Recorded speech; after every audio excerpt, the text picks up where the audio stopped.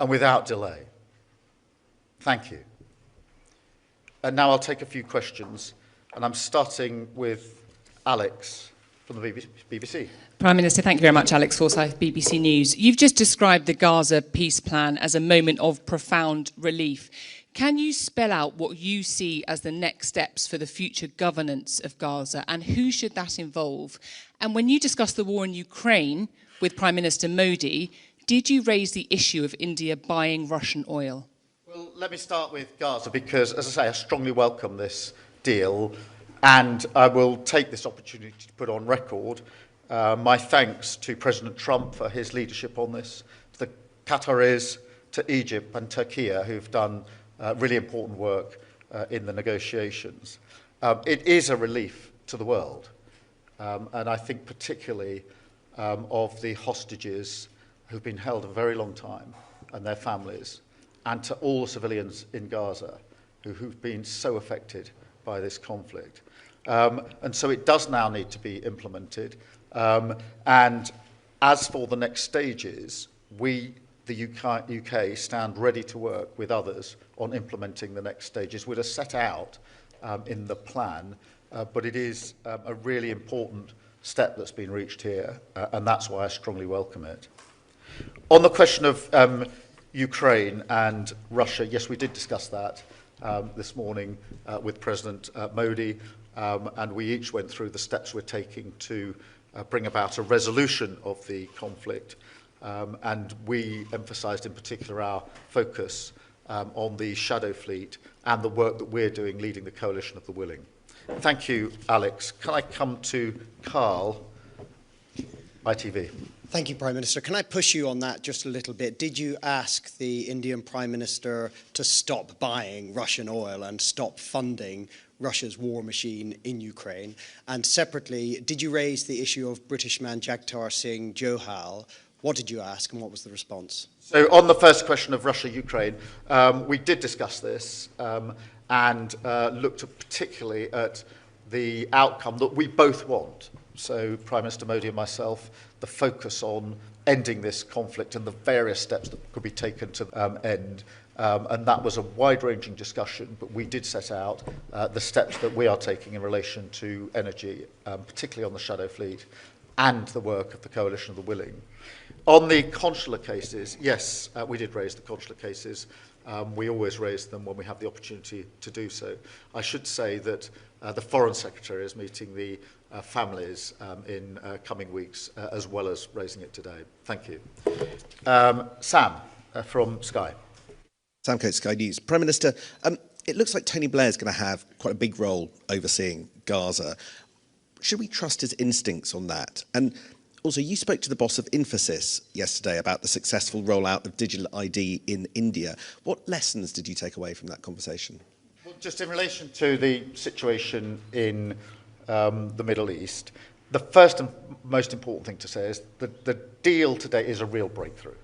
And that is why it's important that we recognise that and recognise the human impact that is going to have on those that have been most affected. And that's why I've referenced in particular the hostages, their families, and all civilians in Gaza who have been through unimaginable horrors and grief over the last period of this conflict. Now it does need to be implemented. I'm less interested, to be perfectly frank, in discussions about personnel than I am in getting it implemented. The UK has played an important part behind the scenes in relation to these negotiations, working with the US and mediators, and we stand ready to play our part in implementing this, again, with others as we go forward. For me, what matters is the substance of what happens next, and that is what we're totally focused on.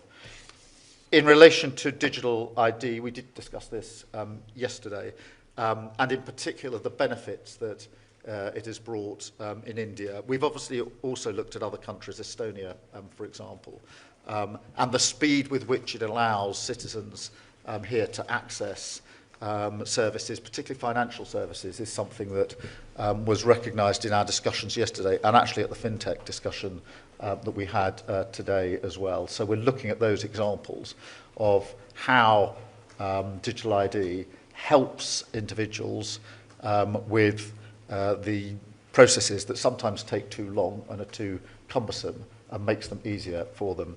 Thank you very much. Can I go to Paul at Channel 4?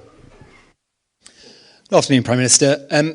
In the first line of your statement this morning, and you've just repeated it now, you called it, quote, President Trump's peace plan for Gaza. So, yes or no, do you now think that President Trump will be a deserved winner of the Nobel Peace Prize? Well, look, it is a very significant step forward, and it would not have happened without President Trump's leadership on this. And I want to be really clear about that, and I say that from the informed position of the UK having played a part behind the scenes in this with the US and with the mediators. What matters now is to press on and implement this. All parties need to implement and agree and take forward the commitments that they have made to the next stage. That is hugely important. We will work with others to ensure that that happens, but my focus now is moving this from the stage it's at now, which is really welcome, strongly welcomed, to ensuring that we now move on to the next stage and make a success of this, because that matters to me more than anything else. Thank you. Catherine, GB. Catherine Forster, GB News, thank you. Prime Minister, we've all seen thousands of pictures of you, very large, round this city, and people clearly delighted to see you. How does that feel? And also, though you're very popular here, you're really very unpopular at the moment at home. And, you know, digital ID had public support, you announced it. Lots of people now seem to have changed their minds on that. Do you have the reverse Midas touch at home? Pardon me. Well, look, firstly, just in relation to the situation here in India, it is really good that the UK is as welcomed as it has been these last 2 days in India. That is good for the United Kingdom. And so I am pleased that the welcome here has been warm. It's been warm for a reason, and I think that's because people recognise that under this government we've strengthened the relationship. We have pulled off the FTA, which other governments have tried and failed to do, and we've done it successfully. And now both Indian businesses and UK businesses want to build on that, and there is real enthusiasm for the relationship. That is a good thing for our country, so I'm really, really pleased about that, and that we can take that forward. So that is a good thing. The second bit of your question, I'm sorry, I forgot. Look, I mean, on digital ID, let me be really clear about it. Firstly, we have made a commitment to do whatever we can to stop people arriving illegally in the United Kingdom. One of the issues is the ability people have to work illegally in our economy. We have to do something about that. We can't shirk that or duck that. We had a strong manifesto commitment to deal with it.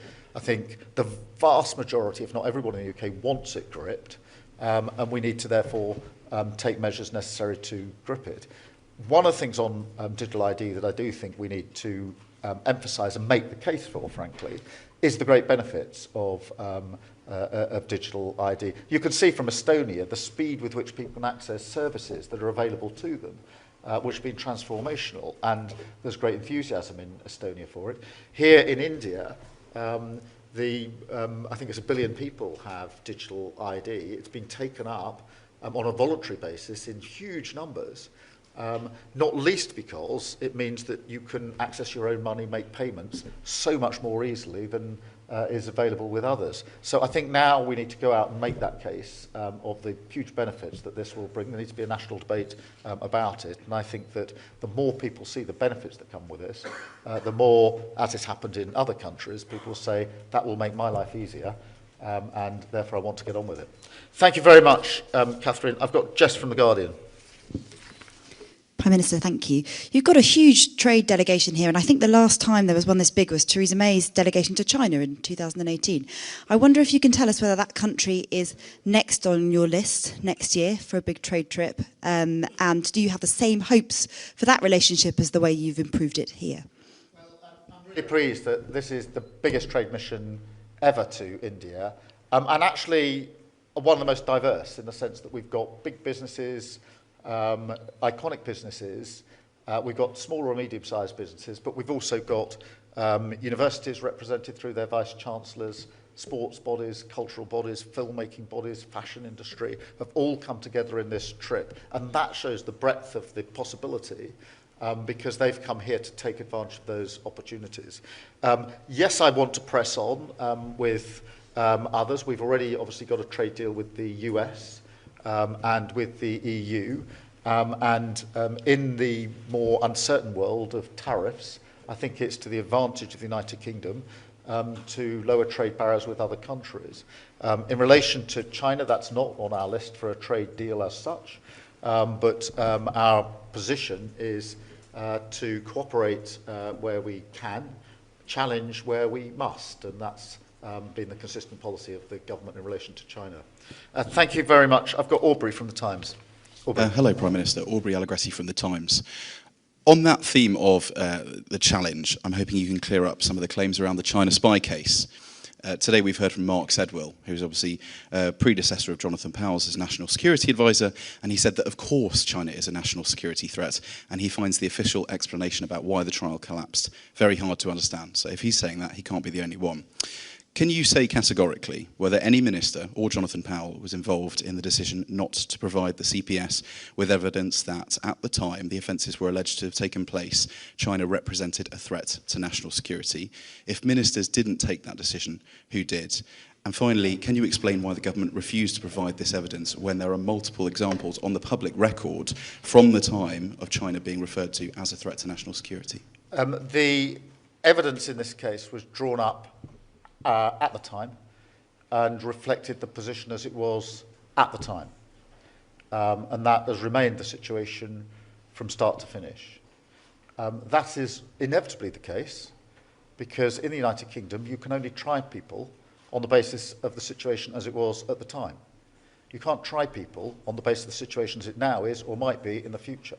And therefore the only evidence that a court would ever admit on this would be evidence of what the situation was at the time. So that's the base on which the evidence was drawn up. The witness statements were drawn up. And I can be absolutely clear, no ministers were involved in any of the decisions since this government's been in relation to the evidence that's put before the court on this issue. The evidence was the evidence as it then was.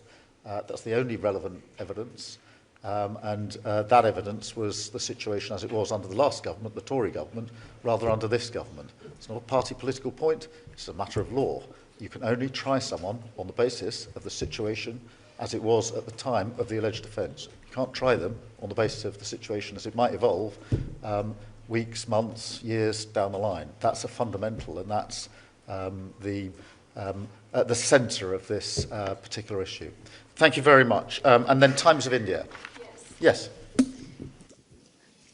Mr. Starmer, I just wanted to ask you, with this UK-India trade deal, to what extent does a trade deal like this help counter US tariffs for the UK and India? How optimistic are you about this? I think there's huge optimism about the trade deal, and you can, I think, sense that from this trip.